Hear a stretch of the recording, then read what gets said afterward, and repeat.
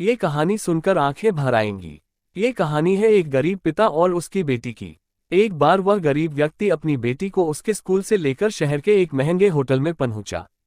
उस व्यक्ति ने फटे पुराने कपड़े पहने हुए थे और उसकी बेटी स्कूल की ड्रेस पहनी हुई थी। जब दोनों होटल के अंदर पहुंचे तो वेटर ने पूछा, सर आप क्या खाना पसंद करेंगे, आप अपना ऑर्डर बता दीजिए। तब उस व्यक्ति ने कहा कि आप मेरे बेटी के लिए एक प्लेट पाव भाजी लेकर के आ जाइए बस।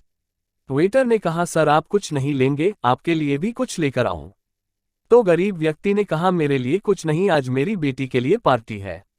मैंने इससे वादा किया था कि अगर तुम इस जिले में 10th क्लास में टॉप करोगी तो तुम्हें मैं सबसे महंगे होटल में पार्टी दूंगा, तो आप सिर्फ बच्चे के लिए पाव भाजी ले आइए। वेटर ये बात सुनते ही दौड़कर अपने मालिक के पास गया और बोला कि सर आपसे एक छोटी सी रिक्वेस्ट है कि आप मेरी सैलरी से पैसा काट लेना, लेकिन आज मैं चाहता हूं कि उस बच्ची के साथ उसके पिता को भी एक प्लेट पाव भाजी खिलाया जाए, क्योंकि उस बच्ची ने पूरे जिले में 10th क्लास में टॉप किया है। वह गरीब पिता है, ज्यादा पैसे नहीं होंगे इसलिए कह रहा है, सिर्फ बच्ची के लिए ले आओ।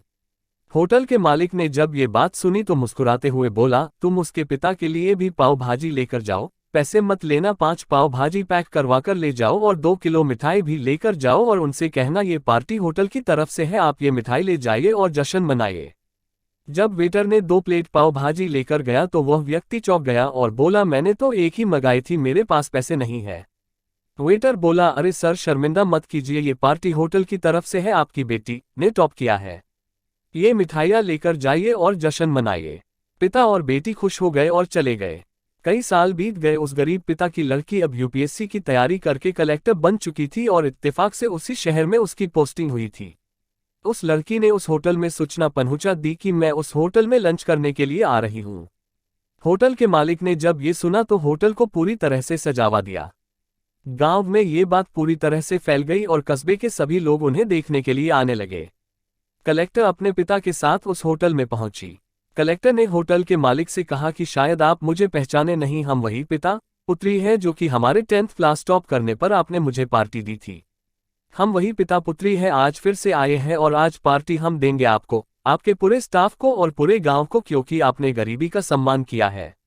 आपने उस दिन जो पार्टी दी थी, मुझे बताया कि मुझे कितनी और ऊंचाई तक पहुंचना है, कितनी और बड़ी मंजिल को छूना है। आपने एक नई प्रेरणा दी थी और आज मैं उसी प्रेरणा का एहसान चुकाने के लिए आई हूं।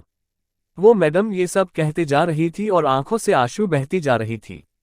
ये कहानी हमें सिखाती है कि कभी भी किसी गरीब का मजाक मत उड़ाना।